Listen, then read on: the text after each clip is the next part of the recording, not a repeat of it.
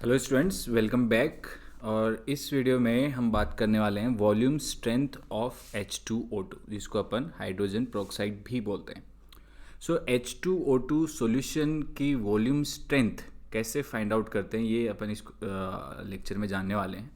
और ये जो टॉपिक है ये रिडॉक्स रिएक्शन से बिलोंग करता है।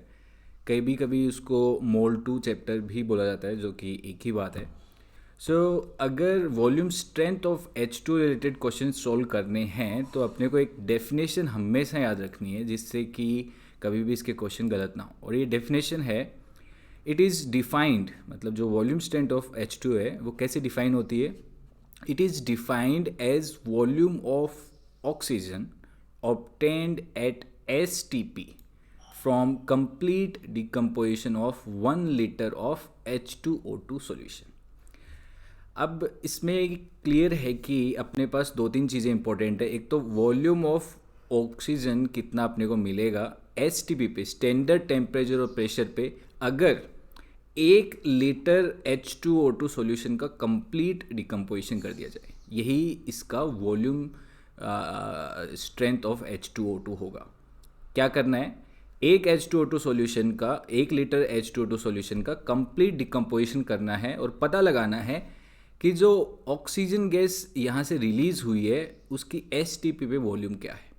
तो उसके लिए अपन क्या करते हैं, H2O2 को डिकम्पोज करते हैं। तो अपने पास H2O2 है, इसको अपन ने डिकम्पोज किया तो ये किस में कन्वर्ट होगा, वाटर, और ये कन्वर्ट होगा ऑक्सीजन में।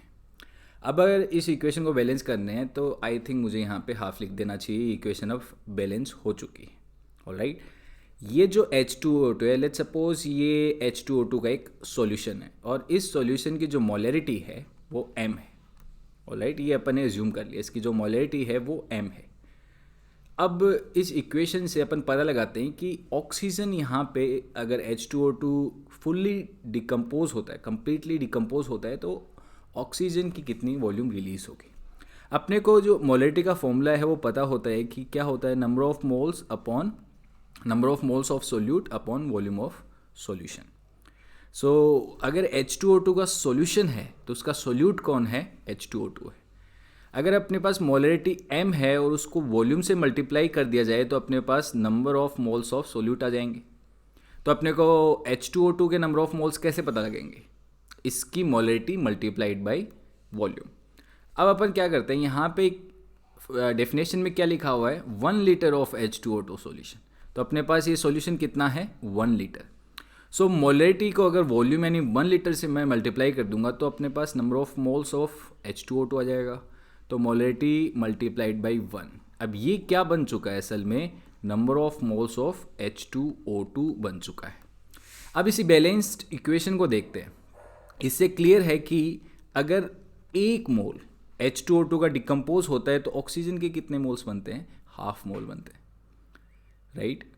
अगर H2O2 का कंप्लीट डिकम्पोजिशन हो, यानी कि उसके कितने मोल्स का डिकम्पोजिशन हो, M मल्टीप्लाइड बाई 1, तो ऑक्सीजन कितना बनना चाहिए, इसका हाफ।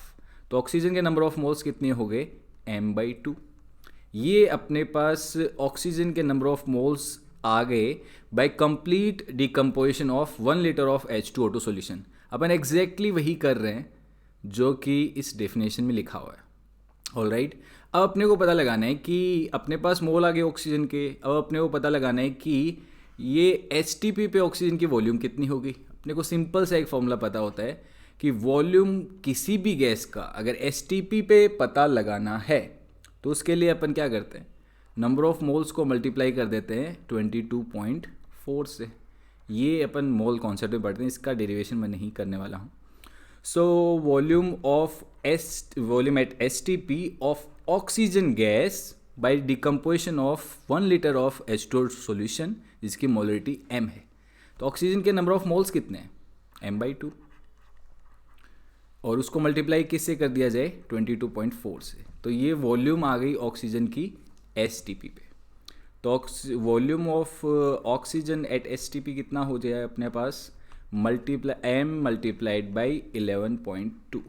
ऑलराइट, और यही असल में क्या है, volume strength of H2O2। So definition पे फिर से आते हैं। अगर ये डेफिनेशन याद रखेंगे तो हमेशा इस टॉपिक का क्वेश्चन कभी भी गलत नहीं होगा.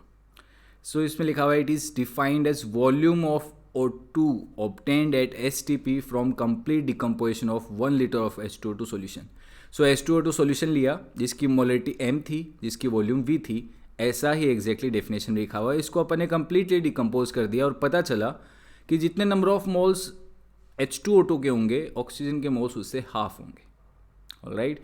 सो अपने पास H2O2 के number of moles M multiplied by 1, तो उसके ऑक्सीजन के नंबर ऑफ मोल्स अपने पास इस बैलेंस्ड इक्वेशन से पता चले कि उसके मोल्स होंगे M/2.